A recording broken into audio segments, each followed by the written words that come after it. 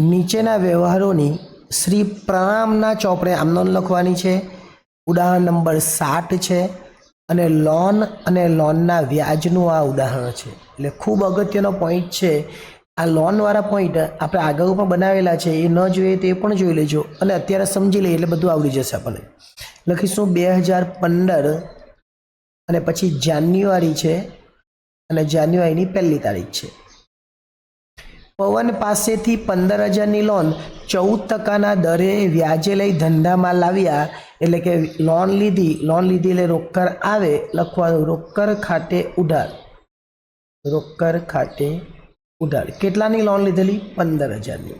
એટલે 15,000 રૂપિયા ધંધામાં આવ્યા। શું લીધેલી લોન? કોની પાસેથી? પવન પાસે। તે પવનની 14%ની લોન ખાતે, તે પવનની કેટલાની લોન? 14%ની લોન ખાતે। આટલું કરીને આ પૂરું કરી દેવાનું।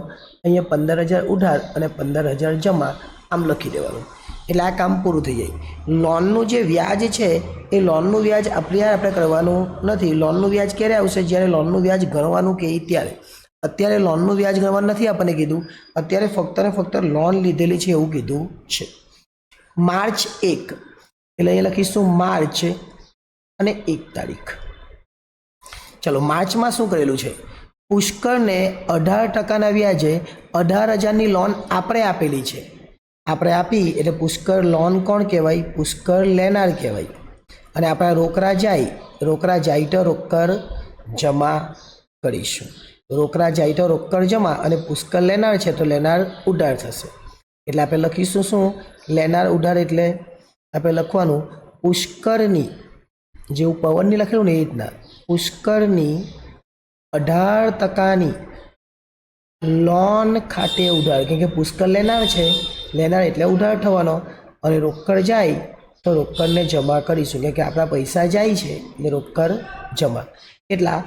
18,000 ઉધાર અને 18,000 જમા। બાબત જેમાં શું લખવાનું? બાબત જેમાં એવું લખવાનું, આ સેમ આખું લખી દેવાનું અને લોન આપી અને છેલ્લે લખી દેવાનું તેના, અને આપણું કામ પૂરું થઈ જાય। ઓકે, આગળ ચાલીએ। હવે બંનેનું વ્યાજ છે।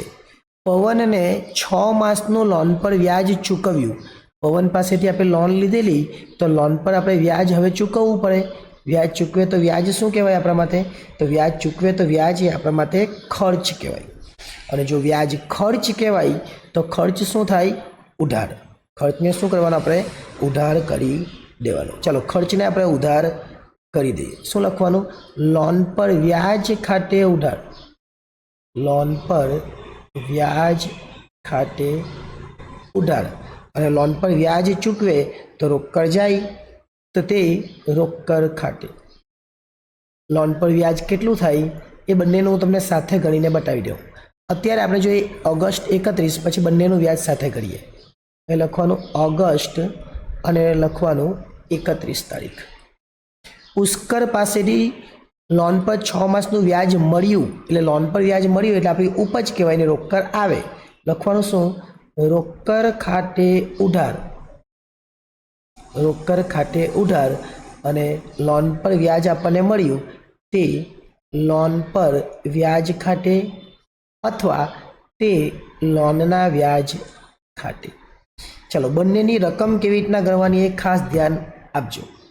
અહીંયા શું કીધું છે? 15,000ના 14% અને 6 મહિના, એટલે 15,000ની લોન એના 14% અને એના 6 મહિના, આટલું આપણે કરવાનું। કેવી રીતના? તો તમારે કરવું હોય તો આ બધાનો ગુણાકાર કરવાનો, નહીં તો આ ઉડાડી દેવાનું એટલે 2 આવે। આ ઉડાવી દઈએ એટલે 7 આવે। આ 2 0 નીકળી જાય એટલે 150 ગુણ્યા 7 આટલા વધે, અને 15 × 105 અને 1 0 એટલે 1,050। અહીં લખી દેવાના 1,050, અહીં લખી દેવાના 1,050। આવું તમારે નહીં કરવાનું, આ તો બધું કેલ્ક્યુલેટરમાં તમારે કરવાનું છે, એટલે કેલ્ક્યુલેટર કરી લેશે, તમારે કરવાની જરૂર નથી। ત્યાર પછી 18,000ના 18%, આ 18,000 છે એના 18% કરવાના અને એના 6 મહિના કરવાના। ફરીથી એ જ વસ્તુ આપણે જે કરી 6 દુ, અહીંયા 9 આવવાના, એ 2 0 2 0, 180 અને ગુણ્યા 9. 180 ગુણ્યા 9 આપણે કરીએ એટલે કેટલા થશે? તો 1620 થશે. કેટલા થશે? 1620. એટલે એ લખવાનું 1620 ને એ લખવાનું 1620. બંને બાજુનો સરવાળો કરી દેવાનો અને સરવાળો જે આવતો હોય એ કરી નાખવાનો. અહીંયા લખી દેવાનો કુલ સરવાળો. કુલ સરવાળો કેવી રીતના સરવાળો કરવાનો?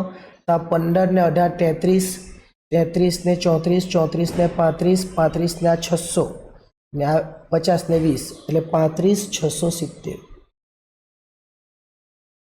બંને બાજુ એ જ રીતે થશે 35670. અને આટલું કરીએ એટલે આપણો દાખલો આખો સાચો બને અને આપણને પૂરા માર્ક્સ મળે. વિડીયોને લાઇકની સાથે સાથે નવું જે ફીચર્સ આવેલું હા એ પણ કરજો, જેથી કરીને વધારેમાં વધારે વિદ્યાર્થી સુધી આપણો વિડીયો પહોંચે. આભાર.